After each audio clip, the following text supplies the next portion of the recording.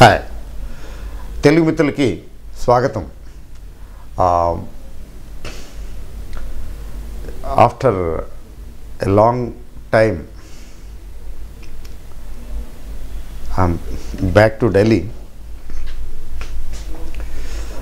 ఈరోజు కొంచెం మార్కెట్ గురించి మాట్లాడతాను. తర్వాత ఒక గ్రోత్ పిక్ గురించి మాట్లాడతాను. వాల్యూ పిక్ అనుకోండి, మీకు అందరికీ తెలిసిందే, సుపరిచితమే, చాలామందికి హోల్డింగ్స్ ఉన్నాయి. ఫస్ట్ మార్కెట్ ఏంటంటే ఈ ట్రేడ్ వారు మీటింగు తర్వాత ట్రేడ్ వారు అవుట్కము పాజిటివ్గానే ఉంటుందనేది ఎక్స్పెక్టేషన్. పాజిటివ్గా ఉండకపోతే కొట్టుకోరు కదా వీళ్ళు. దేశ నేతలు కొట్టుకుందామని అనుకున్న ట్రంప్ గారు, ఆయన బిజినెస్ మెన్నే కదా, వాళ్ళు కొట్టుకుందామని అనుకున్నా ఇండస్ట్రియలిస్ట్ ఊరుకోరు. ఇండస్ట్రీస్ లాబీ చాలా పవర్ఫుల్గా పనిచేస్తుంది గవర్నమెంట్స్ మీద, ముఖ్యంగా అమెరికా లాంటి దేశాల మీద ఇంకా మరింత ఎక్కువగా పనిచేస్తుంది. ఆయన ఏదో చెప్పాడు కానీ అంత ఈజీ కాదు ట్రేడ్ వారు. సో అదొకటి కొంచెం పాజిటివ్గా అనుకోవటం. తర్వాత other factors what ever it is, ఒక వరవడి మార్కెట్ తగ్గుదామని అనుకున్నా కానీ తగ్గనవటం లేదు, మరి పైకి వెళ్ళిపోదామంటే వెళ్ళనవటం లేదు. అంటే రేంజ్ బౌండ్ అయిపోయింది. ఈ రేంజ్ బౌండ్ మార్కెట్ గురించి ఇంతకుముందు కూడా నేను చెప్పాను కదా, ఇది ఆపరేటర్స్కి బాగా కన్వీనియంట్గా ఉంటుంది. ఆప్షన్ ఫ్యూచర్స్ అండ్ ఆప్షన్స్ వాళ్ళకి అదే చాలా అడ్వాంటేజెస్ సిచ్యువేషన్ అనమాట. మంచి అడ్వాంటేజెస్ టైం. పెద్ద వాలటైలిటీ లేదు, పెద్దగా పెరగటం లేదు, పెద్దగా తగ్గటం లేదు. మీరు గమనించరు లేదు, 700, 900 లేదా 950, మ్యాక్సిమం 200 పాయింట్లు 250 పాయింట్ల మధ్యనే నడుస్తున్నది. అయితే ఈ సెటిల్మెంటు బాగా లాంగ్ కదా, లెంగ్దీ సెటిల్మెంట్. అంటే లాస్ట్ థర్స్డే, బహుశా ఈసారి 5 థర్స్డేస్ వచ్చినాయి అనుకుంటాను, 5th థర్స్డే, అంటే చాలా లెంగ్దీ. కాబట్టి కొంచెం పైకి కిందకి ఎక్కువ వాలటిలిటీ వస్తుంది, మధ్యలో వస్తుంది. ఇప్పుడు ప్రస్తుతం నార్మల్గా ఉంది. అయితే నేను అనుకోవటం ఏంటంటే, ఈ మార్కెట్ రేంజ్ నేను ఊరికే గెస్ట్ చేస్తున్నాను సుమా, దీన్నేమి స్టాండర్డ్గా తీసుకోకండి, ఇవన్నీ గెస్ట్ చేసుకునేవే. నిజానికి ఏం జరుగుతుందనేది ఎవరికి తెలియదు. ఈ 10,600, 11,000 రేంజ్ అంటే 400 పాయింట్లు మ్యాక్సిమం. అయితే 10,600 రేంజ్లో మీరు ఏమైనా సెలెక్ట్ చేసుకుంటే కొన్ని సెలెక్టివ్ స్క్రిప్ట్స్ కొనుక్కోవచ్చు అని నేను అనుకుంటున్నాను. నేనైతే 10,600 వస్తే తప్ప ఇది క్యాష్ మార్కెట్లో ఏదన్నా కొనాలంటే ఆలోచిస్తాను. అప్పటి వరకు ఏమీ చూస్తున్నాను అంతే. ఈవెన్ ఫర్ షార్ట్ టర్మ్ కూడా నేను చూడటం లేదు, ఎందుకంటే ఇది ఇక్కడెక్కడే ఊగుతుంది, దానివల్ల ప్రయోజనం లేదు. 10,600 రేంజ్కి వస్తే కొంచెం అక్కడ అనిపిస్తుంది, వీ కెన్ ట్రై. అయితే ఈరోజు 2-3 కొంచెం లెంగ్దీగానే ఉంటుందనుకుంటా వీడియో. 2-3 విషయాలు డిస్కస్ చేస్తాను. ఒకటి mutual funds flow of mutual funds గురించి ఇంట్రెస్టింగ్ స్టోరీ. మ్యూచువల్ ఫండ్స్ ఫ్లోతో పాటు ఒక గ్రోత్ పిక్, అదే వాల్యూ పిక్ అనుకుందాం, వాల్యూ పిక్ ఒకటి డిస్కస్ చేస్తాను. తర్వాత ఈలోగా ఏంటంటే మీకు తెలిసే ఉంటుంది, మీకు చాలామంది నోటీస్ చేసే ఉంటారు. ఇప్పుడు ఇన్ఫర్మేషన్ అండ్ బ్రాడ్కాస్టింగ్ మినిస్ట్రీ ఉంది కదా, వారు ఈ పబ్లికేషన్స్ వారికి I think mainly for print media advertisement tariff rate ఒక 25% పెంచారు. ఇంతకుముందు రూపాయి ఇస్తుంటే ఇప్పుడు ₹1.50 ఇస్తారనమాట. అని కదా దాని అర్థం, 25% పెరిగింది. This A direct profit for the publication divisions. ఇప్పుడు పబ్లికేషన్ డివిజన్స్ ఏమున్నాయో చూసుకోండి, మీరు చూడండి. మరి డిబి కార్పా, లేకపోతే జాగరణ ప్రకాశన, హెచ్టి మీడియా, ఇట్లా ఏవో కొన్ని ఉన్నాయి కదా, కొన్ని చూడండి. ఇక్కడి నుంచి స్టడీ చేయండి. ఇవి పరుగులెట్టచ్చు కూడా. కమింగ్ డేస్లో పరిగెట్టవచ్చు. కాబట్టి ప్రింట్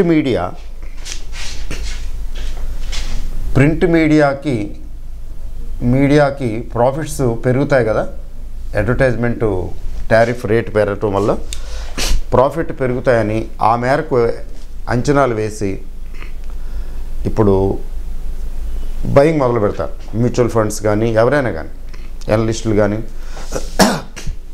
వాటి టార్గెట్ పెంచుతారు, ఇది ఇచ్చిన టార్గెట్ని పెంచుతారు, తర్వాత ఇంకా ఇంతవరకు కొనుక్కోవచ్చు అని ఇంకా ఫర్దర్ బయింగ్కి వెళ్తారు.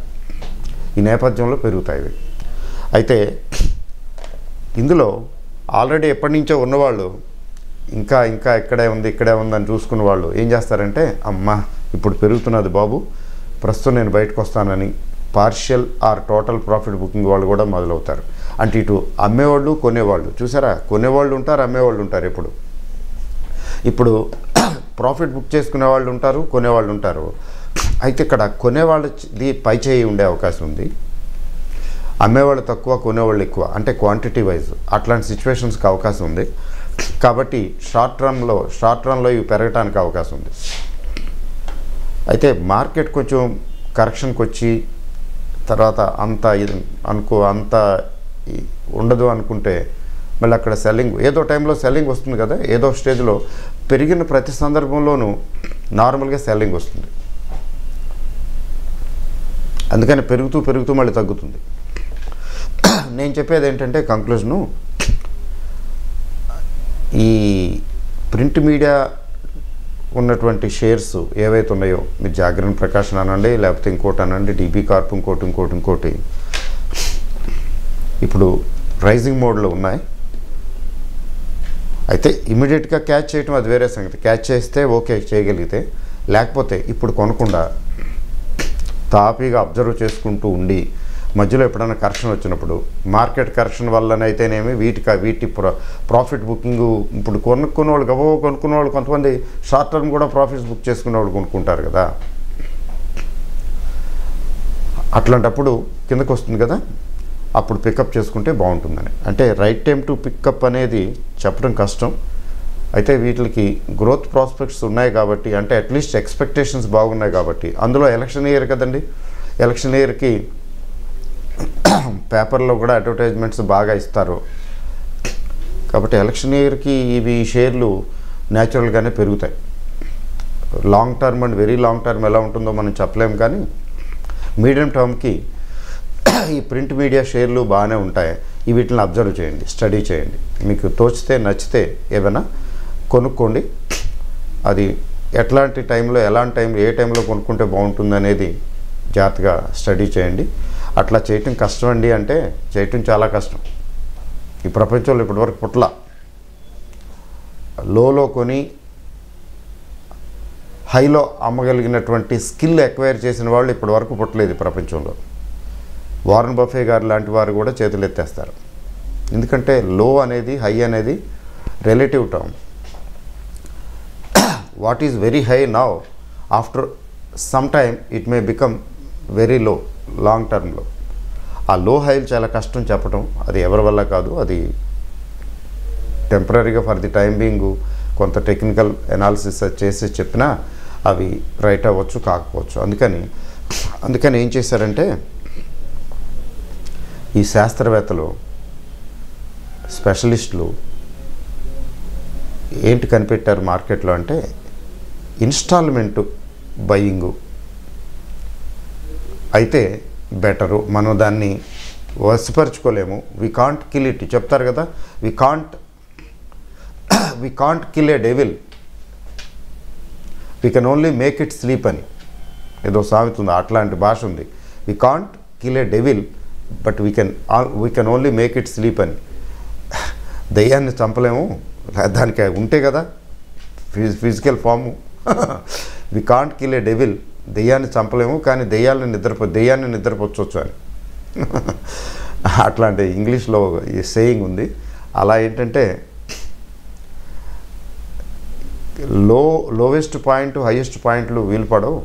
ఒక్కోసారి లక్కీగా క్లిక్ అవుతుంది, అనుకోకుండా మనం కొన్నదే లోయెస్ట్లో అవుతుంది, మనం హైయెస్ట్లో కూడా అమ్ముతాం, that's a different issue. But time range ఉంటుంది దానికి. బట్ అదర్వైజ్ ప్రాక్టికబుల్ కాదు.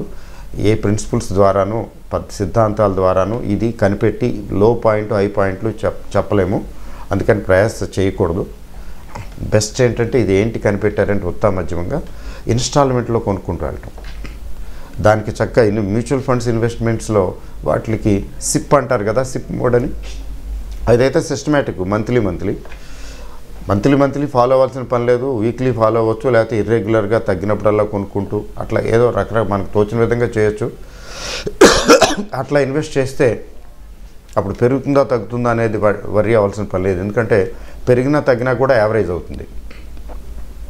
ఎగ్జాక్ట్గా పిన్ పాయింట్ చేయలేం కాబట్టి కాంప్రమైజ్ అవుతున్నాం, అంటే యావరేజ్ చేస్తున్నాం బయింగ్ని. That is the right approach అని ఈ స్టాక్ మార్కెట్ ఎక్స్పర్ట్స్ ఈ కాన్సెప్ట్ ఇంట్రడ్యూస్ చేశారు. That works really. ఎక్కడైతే మనం యాక్యురేట్గా అసెస్ చేయలేమో అక్కడ ఏంటంటే there should be some via media, some other way. ఇదొక వే అనమాట. That is all about print media shares. రెండోది ఏంటంటే మ్యూచువల్ ఫండ్స్ మనకి జీవనాధారం అని చెప్పొచ్చు స్టాక్ మార్కెట్కి. ప్రస్తుతం ఉన్న పరిస్థితుల్లో నడుస్తున్న కాంటెంపరీ స్టాక్ మార్కెట్ సిచ్యువేషన్లో చూస్తే mutual funds are playing a very important role. Money is flowing into mutual funds every month, SIP మోడ్లో కానీ లేకపోతే అదర్వైజ్ కానీ.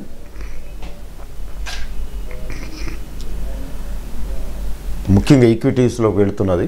డెట్ ఇన్స్ట్రుమెంట్స్ గురించి మనం మాట్లాడక్కర్లేదు ఇక్కడ.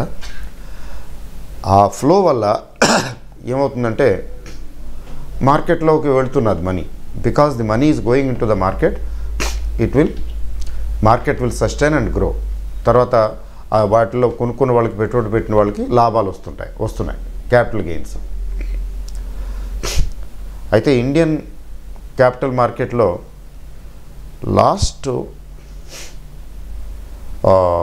10 ఇయర్స్లో 8 ఇయర్స్ అని చెప్పొచ్చు, 20 ఇయర్స్ అని చెప్పొచ్చు అనుకోండి. ముఖ్యంగా లాస్ట్ 10 ఇయర్స్లో ఈ ఫ్లో గ్రోత్ పెరిగిందండి.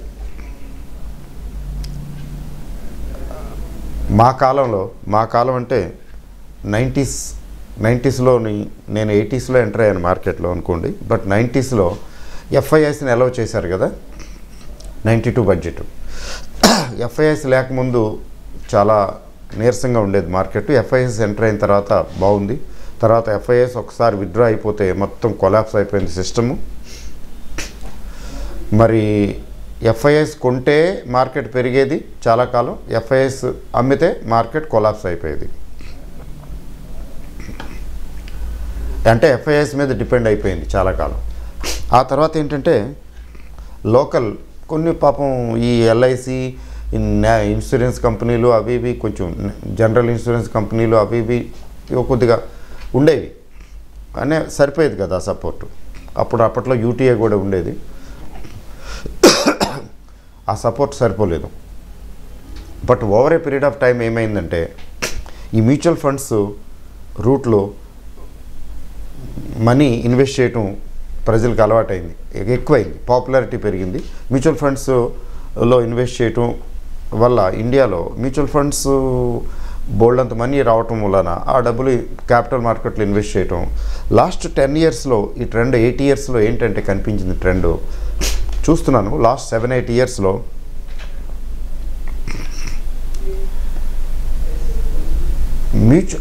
వీళ్ళు ఎఫ్ఐఐస్ అమ్ముతుంటే మన వాళ్ళు మ్యూచువల్ ఫండ్స్ వాళ్ళు నిలబడి మన ఇన్స్టిట్యూషన్స్ డిఐఎస్ అనండి లేకపోతే అదర్స్ అనండి, వీళ్ళు కొనటం, వాళ్ళు అమ్మినప్పుడు కొనటం, అట్లా చేసి ఎఫ్ఐఐస్ తాలూకు ఇంపాక్ట్ తగ్గించారు స్టాక్ మార్కెట్లో. నిజం చెప్పాలంటే లాస్ట్ ఫిబ్రవరి నుంచి, అంటే ఫిబ్రవరి 1 నుంచి తీసుకున్నట్లయితే అంతకుముందు కూడాను ఎఫ్ఐఎస్ భయంకరంగా అమ్మేశారు. 73,000 కోట్ల లెక్కే ఇచ్చారు. అది ఏ పీరియడ్కో నాకు ఐడియా లేదు. ఈ ఎఫ్ఐఎస్ అమ్ముతుంటే మన వాళ్ళు చేయి పెట్టి ఈ లోకల్ మ్యూచువల్ ఫండ్స్ మన వాళ్ళు డిఐఎస్ కొనటం వల్ల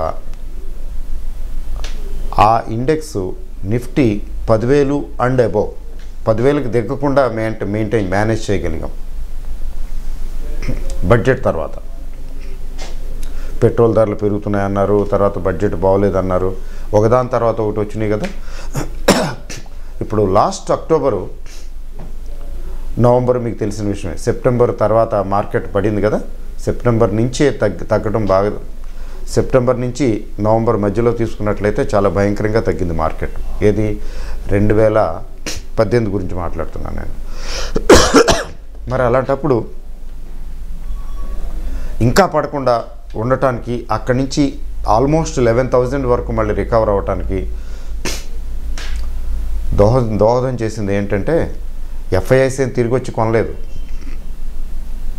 they are net sellers mostly. మన డిఐఎస్ కొనటం వల్ల, డిఐఎస్ ధైర్యంగా కొనేయటం వల్ల నిలబడింది మార్కెట్. లేకపోతే మీరు నేను ఊహించలేము.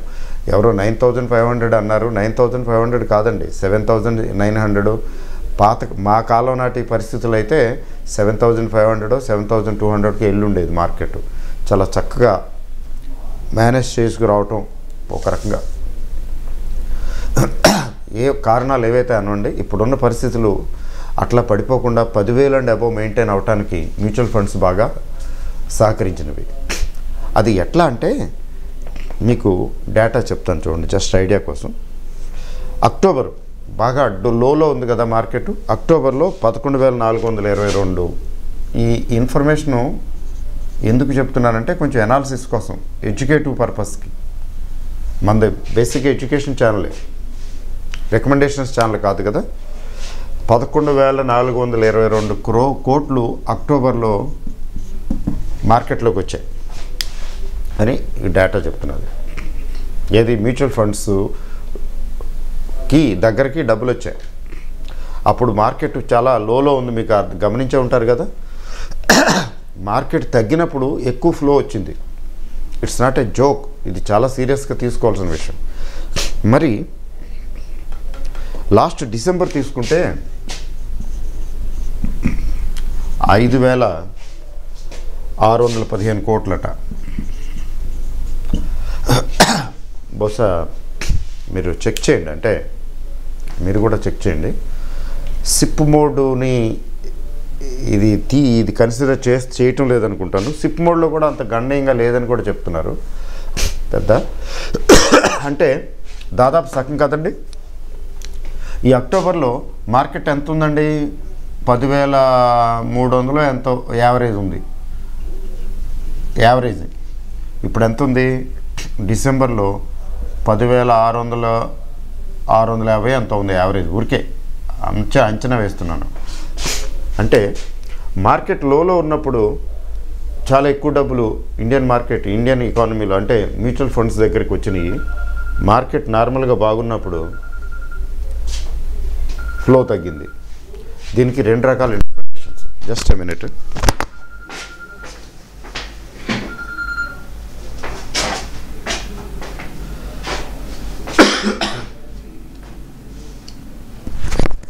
సో ఇప్పుడు దీన్ని ఎందుకు చెప్తున్నాను ఇది ఈరోజు అంటే, మార్కెట్ బాగా డౌన్లో ఉన్నప్పుడు చాలా డబ్బులు వచ్చాయి. అంటే ఆన్ వన్ సైడ్, అంటే దీన్ని ఇంటర్ప్రిట్ చేయాలంటే it shows the level of maturity of the investors panic అయిపోయి డబ్బులు తీసేసుకోలేదు. అంటే తీసుకునే వాళ్ళు లేరనిగా చాలామంది తీసుకుని ఉంటారు. తీసుకునే వాళ్ళు ఉంటారు, అలాగా ఇన్వెస్ట్ చేసేవాళ్ళు ఉంటారు, కొత్తగా ఫ్రెష్గా యాడ్ చేసేవాళ్ళు ఉంటారు. అంటే this shows maturity that more money flowed into the system when the market was low. Hats off, it's a good sign. Positive ga తీసుకుంటే.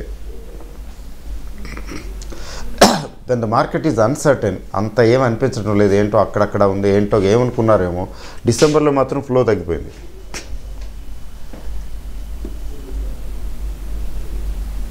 అంటే ఈ మార్కెట్లో పర్వాలేదు పెట్టక్కర్లేదనా? ఇప్పుడు వెయిట్ చేస్తున్నారా, లేకపోతే విత్డ్రాల్ చేసుకుంటున్నారా? ఏదైనా కానివ్వండి. బట్ నెగిటివ్ సైడ్ తీసుకుంటే దీనికి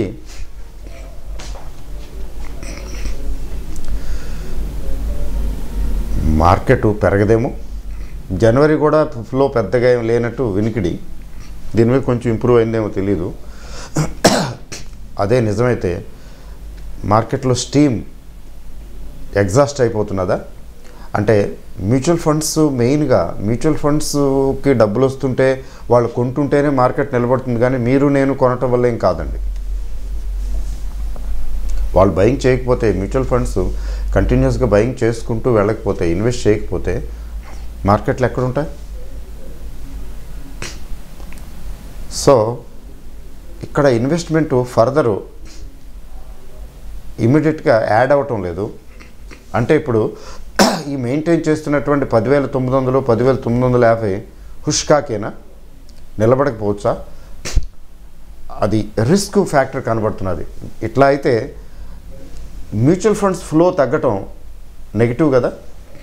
investments are not going into the system, at least for the time being. టెంపరీగా ఈ టెంపరీ స్లోడౌను మార్కెట్లో కరెక్షన్కి దారి తీయొచ్చు కదా.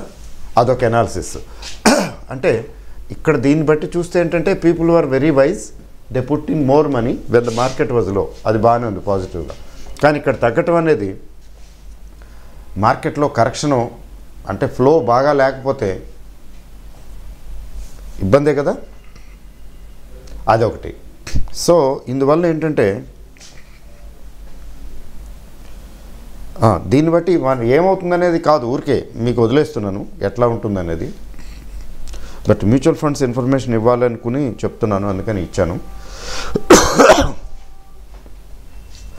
థర్డ్ అండి, లాస్ట్ బట్ నాట్ లీస్ట్ చెప్పి నేను క్లోజ్ చేస్తాను. వాల్యూ పిక్ ఏంటంటే మీకు అందరికీ తెలిసిందే, అందరూ చాలా popular, Tata Motors. Tata Motors ఎప్పుడైనా పొరపాటున లైవ్కి వెళ్తే, లైవ్ స్ట్రీమ్లోకి వెళ్తే ఎక్కువగా ఫ్రీక్వెంట్గా అడిగేది ఇదే. అది ఎక్కడి నుంచి ఎక్కడికి పడిపోయింది అనేది అందరికీ తెలుసు. దాదాపు 1/3 అయిపోయిందేమో. నేను కూడా 300 రేంజ్లో షార్ట్ టర్మ్కి కొన్నాళ్ళు చేసి స్లైట్ ప్రాఫిట్ తోటి బయటకు వచ్చేసాను. I feel very happy. After that I did not touch. అయితే ఈ సెగ్మెంటు జనరల్గా చెప్తున్నాను, ఈ సెగ్మెంట్లో ఆటోమొబైల్ ఇండస్ట్రీ సెగ్మెంట్లో, వెహికల్ మ్యానుఫ్యాక్చరింగ్లో నాకు మంచి ఇంప్రెషన్ లేదండి. వీటికంటే వీళ్ళ components, spare parts manufacturers better అని అనుకుంటాను నేను. ఎందుకంటే వీళ్ళ profit margins they are terrifying. భయపెట్టే ప్రాఫిట్ మార్జిన్స్. ఆపరేటింగ్ మార్జిన్ అంటాం, ఓపీఎం అంటాం కదా. ఈ ఆపరేటింగ్ మార్జిన్స్ అంటే పాపం they are under strain. Any automobile industry ఎక్కడో ఎక్సెప్షనల్గా కొన్ని ఉంటాయి. ఎందుకంటే this is a highly competitive segment. Highly competitive అవటం వలన హయ్యర్ ప్రాఫిట్ మార్జిన్స్ వీళ్ళు ఎంజాయ్ చేయలేరు. మరి అశోక్ లేలాండ్ తీసుకోండి, టాటా మోటార్స్ అయితే చెప్పక్కర్లేదు. అశోక్ లేలాండ్ కూడా ఏదో అనుకున్నాం, కానీ అశోక్ లేలాండ్ కూడా ఎక్కడికి 150, 160 నుంచి మళ్ళీ ఎక్కడికో 100 రూపాయలకు వచ్చేసింది. ఎందుకంటే ఇలాంటి షేర్లు కొనటం అని కొంతమంది అంటుంటారు. ఏం చేస్తాం, సరే కొంటాం కదా. అయితే నేను చెప్పేది ఏంటంటే ముఖ్యంగా కొత్త వాళ్ళు, పాత వాళ్ళు, సీనియర్స్ తెలుసులేండి ఈ వీడియోలు, వాళ్ళ కోసం. ఆటోమొబైల్ ఇండస్ట్రీ జనరల్గా నేను అవాయిడ్ చేసుకుంటూ వచ్చాను. ఈవెన్ అశోక్ లేలాండ్ నేను చాలా చేశాను. అశోక్ లేలాండ్ లాభాలు కూడా వచ్చాయి. ఒకసారి ఒక స్టేజ్లో వదిలేసిన తర్వాత వదిలేశాను. ఇప్పటికీ నా దగ్గర ఉన్నాయనుకోండి, కొద్దిగా ఊరికే వదిలేసాను. 80-83 రేంజ్ అది. ఆ యావరేజ్ 83 దగ్గర వదిలేసాను. నేను పట్టించుకోను. ఎప్పుడన్నా చూస్తాను బాగా. మహాభూమి ఎప్పుడన్నా వచ్చినప్పుడు అదే వెళ్ళిపోతుంది, ఊరికే 2-3 రెట్లు వెళ్ళిపోతుంది. అప్పుడు వరకు ఊరికే స్మాల్ క్వాంటిటీ వదిలేసాను అనుకోండి. బట్ ఏంటంటే ఇవి ఎప్పటికీ మల్టీ బ్యాగర్స్ అవ్వవు. మీరు long term, very long term అని అంటే ఏమండి, లాంగ్ టర్మ్ అంటే డిఫైన్ చేయటం కష్టం. వెరీ లాంగ్ టర్మ్ అంటే at least 10 years 20 years down the line 30 years నేను మా అబ్బాయికి ఇవ్వాలండి పెద్ద కానుగ్గా, మరి మంచి షేర్లు ఇవి కొన్నా అవి కొన్నా అని అంటే, అట్లా వెరీ లాంగ్ టర్మ్ ఆలోచిస్తే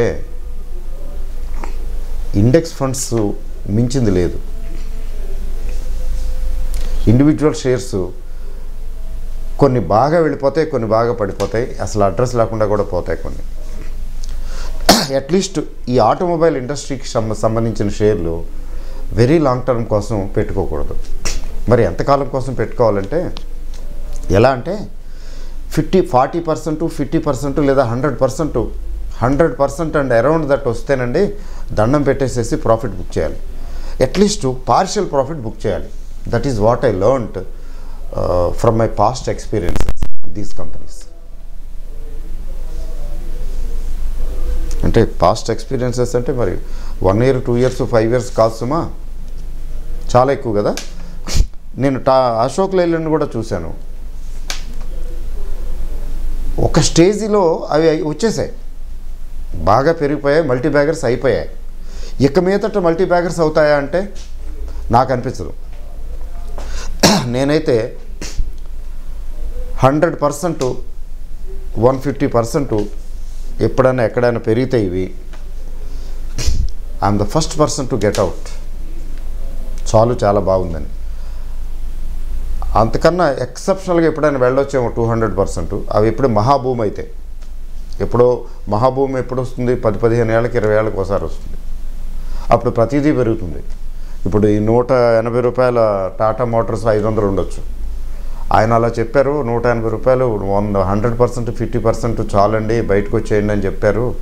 500 అయిపోయింది. ఇప్పుడు నేనేమో 180 దగ్గర కొనేసి 250 అమ్మాను, అప్పుడే బాగుంది అనుకున్నాను, ఇప్పుడు 500 అయిపోయిందని చూసుకుంటారు. కానీ అది ఎక్సెప్షనల్ కేసు అండి. గాడిది కూడా గుర్రమైపోతుంది మహాభూమిలో. ఇవి పెరగటం విశేషం ఏముందండి, ఫ్రంట్ లైనర్స్ కదా, అట్లా చూసుకోకండి. అలా కాకుండా జనరల్గా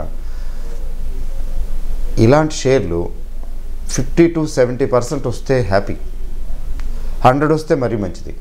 ఏం చేయాలంటే వెరీ లాంగ్ టర్మ్ అని వెగదీసి కూర్చోకూడదు. ఎందుకంటే వీటికి ఆపరేటింగ్ మార్జిన్స్ కొంచెం తక్కువగా ఉంటాయి కాబట్టి కాంపిటేటివ్ ఎన్వైరన్మెంట్లో పనిచేస్తుంటాయి. ఇవి ఎక్కువ గ్రోత్ రాదు, వీటికి రానివ్వరు. వీటికి moat they are not able to create a moat. మరి ఎక్సెప్షన్స్ అంటే చూడండి, ఇప్పుడు వీటిలో ఎక్సెప్షన్స్ ఉంటాయి. అవి వాటికి అంటూ ప్రత్యేకించి ఒక మోట్ క్రియేట్ అయ్యి ఉంటే అప్పుడు అవి they move ahead of others. Competition నుంచి బయటికి వెళ్ళిపోతాయి, కాంపిటీషన్ కంటే కూడా ముందుకు వెళ్ళిపోతాయి. కాంపిటీషన్ వాటిని ఎఫెక్ట్ చేయదు. అంటే మోట్ అంటే వాళ్ళు వాటి ప్రోడక్ట్కి ఉండాలి ఆ స్ట్రెంగ్త్. ఏదో 1-2 ప్రోడక్ట్స్ ఎక్కువ లేకపోయినా ఆ ప్రోడక్ట్కి ధీటైన ప్రోడక్ట్ ఎవరు తీసుకురాలేని పరిస్థితి ఉండాలి. అప్పుడేమవుతుందంటే వాళ్ళు ప్రైస్ ఫిక్స్ చేయటంలో they can take a lead. అంటే కావాలంటే ప్రైస్ పెంచగలరు, పెంచినా ఏం కాదనమాట. దాన్ని ఎకనామిక్స్లో ఏమంటాం అంటే ఇన్ఎలాస్టిక్ అంటాం. Inelastic, less elastic. ప్రైస్ పెరిగినందువలన ఎఫెక్ట్ పెద్దగా ఉండదు, తగ్గినందువల్ల కూడా ఎఫెక్ట్ ఉండదని. అట్లా మీకు అట్లా ఆ కేటగిరీలో చెప్పాలంటే మీకు ఈ ఆటోమొబైల్ ఇండస్ట్రీలో ఐషర్ మోటార్స్ తీసుకోండి. Eicher Motors it was able to get that. అది కూడా చాలా స్ట్రగుల్ అయిందే కదా. 2014 వరకు ఏముంది, 2014 నుంచి చూడండి ఐషర్ మోటార్స్కి వచ్చింది మహర్దశ. దాని మోట్ ఏంటంటే ఇప్పుడు బుల్లెట్ ఒకటి ఉంది. అట్లా కొంత మోట్ సపరేట్గా క్రియేట్ చేయగలిగింది. బుల్లెట్ని మించినటువంటి వెహికల్ ఎవరు ప్రొడ్యూస్ చేయలేకపోయారు. అలాంటిది ఇది. జావా అవేవో అన్నారు ఒకప్పుడు, మా చిన్నప్పుడు పోయాయి. మళ్ళీ జావా వస్తుందన్నారు. బట్ ఎన్ని వచ్చినా దానికి ఉన్నటువంటి, మా చిన్నప్పుడు కోకోకోలా అనేవారు. కోకోకోలాని మించింది పానీయమే లేదు. బలవంతాన జనతా పార్టీ వచ్చి 1977లో అది పంపించేసింది, లేకుండా చేసింది. అదర్వైజ్ అది వెళ్ళిపోయిన తర్వాత కూడా కలవరించారు జనం ఆ రోజుల్లో. అట్లా ఒక మోట్ క్రియేట్ అవ్వాలి.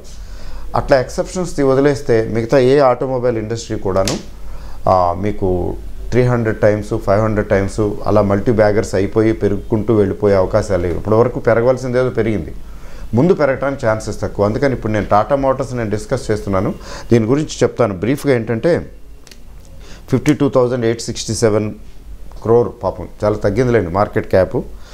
పిఈ 3.99 చూపిస్తుంది, మీరు కూడా చెక్ చేసుకోండి కరెక్టో కాదు. అంటే 4 అనుకోండి పిఈ. మరి ప్రైస్ బుక్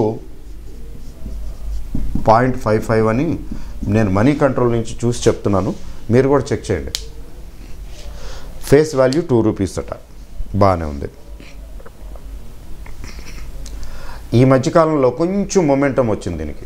170 ఆ రేంజ్లో ఉన్నదల్లా 165 170 ఆ రేంజ్కి వెళ్ళి ఆల్మోస్ట్ బాటమ్ అది. అక్కడి నుంచి కొంచెం పికప్ అవుతున్నది. ఏంటంటే యూకే యుఎస్లో వీటి వెహికల్స్ తాలూకు సేలు, కొంచెం లగ్జరీ వెహికల్స్ అవి ఉన్నాయి కదా, అవి అక్కడ సేల్స్ పికప్ అవుతున్నాయట. It's a great news. ఆ బేసిస్ మీద ఇప్పుడు బయింగ్ వచ్చింది ఈ కౌంటర్లో. ఇప్పుడు ఎంత ఉంది, 180 అట్లా ఉన్నట్టుంది. 180 ప్లస్ 180 ప్లస్ 180 ప్లస్లో ఉన్నట్టుంది. ఇది పికప్ అవుతున్నది. అది ఎంతవరకు వెళ్తుంది, మళ్ళీ ఎక్కడ కరెక్షన్ వస్తుందో తెలియదు. దీన్ని జాగ్రత్తగా వాచ్ చేయండి. మీకు చూపిస్తాను, జస్ట్ మీకు ఇట్లా చూపిస్తే మీకు ఈజీగా అర్థమవుతుంది. ఇది దీని పొజిషను గ్రాఫిక్గా ఒకసారి చూడండి. దీని బాటము లోవెస్ట్ 156. ఇక్కడ ఎవరైనా కొనుక్కుని ఉంటే ఓకే, వాళ్ళు చాలా హ్యాపీగా ఫీల్ అవుతారు బహుశా. ఇక్కడ నుంచి సపోర్ట్ తీసుకుని అట్లా వెళ్తూ మళ్ళీ ఇక్కడ సపోర్ట్ సెకండ్, ఇక్కడ సపోర్ట్ తీసుకుని ఈ సపోర్ట్ తర్వాత స్ట్రైట్గా వెళుతున్నది. అంటే ఏంటి, ఇక్కడ దెర్ ఈజ్ ఎ బయింగ్. ఇక్కడ కింద కూడా చూడండి మీరు, ఈ బ్లూ గ్రీను, ఈ గ్రీన్ అన్నీ కూడా బయింగు. వాల్యూమ్స్ కూడా కొంచెం పెరుగుతున్నాయి. గ్రీన్ అంటే బయింగ్. ఇక్కడి నుంచి వరుసనే ఇది ఎక్కడ ఏ స్టేజ్ 0.165, అక్కడి నుంచి ఫ్రెష్ సపోర్ట్ తీసుకుని ఎక్కడి వరకు వెళ్ళింది, ఇప్పుడు ప్రస్తుతం 181 182లో ఉంది. కనపడుతున్నది చూస్తున్నారు కదండి, you are able to see this. అంటే ఈ షార్ట్ టర్ము రెసిస్టెన్స్లు ఉన్నాయి చూడండి, ఇదొక 173, తర్వాత 175, ఈ షార్ట్ టర్మ్ రెసిస్టెన్స్లన్నీ కూడా అధిగమించి వెళ్ళింది. అయితే ఇక వెళుతూ ఉంటుందా అంటే ఇంకా నెక్స్ట్ రెసిస్టెన్స్ 184 185 ఇలా వెళుతూ ఉంటుందా అంటే అదేం జరగదు, అలా ఏం జరగదు.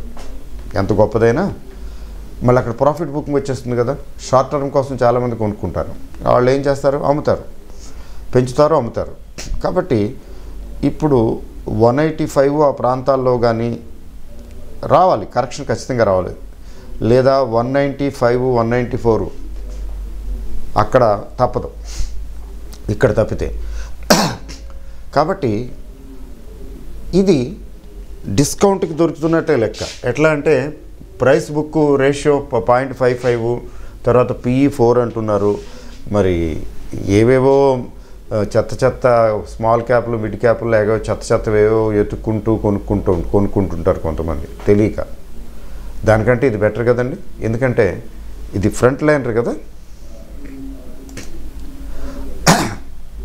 ఫ్రంట్ లైనర్ అంటే ఎట్లా చెప్పాలంటే ఫ్రంట్ లైన్ స్టాక్ కదా ఇది. సో ఇట్లాంటి వాటిలో రిస్క్ తీసుకోవడం బెటర్ ఏమో కదా. అంటే మిమ్మల్ని కొనమని నేను రికమెండ్ చేయటం లేదు, చెప్తున్నాను. Take this as education. So downward risk తక్కువ ఉంటుంది కదా, ఎందుకంటే టాటా గ్రూపు ఒకటి ప్రమోటర్స్, రెండు బాగా డిస్కౌంట్లో దొరుకుతున్నది. ప్రమోటర్స్ ఖాళీ కూర్చోరు కదండి, ఏదో ఒకటి చేస్తారు కదా. They do something to improve. Automobile industry as a whole అంత బాగోలేదు. Automobile industry as a whole కొంచెం ఇంప్రూవ్మెంట్ వచ్చినప్పుడు తర్వాత మేనేజ్మెంట్ స్ట్రెంగ్త్ వల్ల బికాస్ ఆఫ్ దీస్ ఫ్యాక్టర్స్ దీనిలో మొమెంటం రావచ్చు కదా, పికప్ అవ్వచ్చు కదా, అదనమాట. అయితే ఇప్పుడు ఇమీడియట్గా బై చేయడానికి మాత్రం నేనైతే కొన్నాను.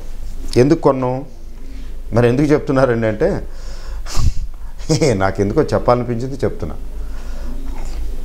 I will wait for the correction. ఈ కరెక్షన్ ఎక్కడ 177, 173, 174 అట్లీస్ట్ 174, 177 మధ్యకి వస్తే తప్ప నేను పికప్ చేయను, లేకపోతే వదిలేస్తాను, ఇంక పర్లేదు. కొంచెం జాగ్రత్తగా చూసుకుని ఇది కాకపోతే ఇంకొకటి అట్లా ఉండాలి, ఆ యాటిట్యూడ్ ఉండాలి. అయితే ఇది రికవర్ అయ్యి ఏ 200 రేంజ్కో 210కో వెళ్తే అంతకన్నా ఏముంది, కావాల్సిందే ఉంది. 20, 30%, 40% వస్తే ఓకే కదా. అట్లా కొంచెం ఇన్స్టాల్మెంట్లో కొనుక్కుంటూ, అంటే కొద్ది కొంటే ఆ తర్వాత ఓకే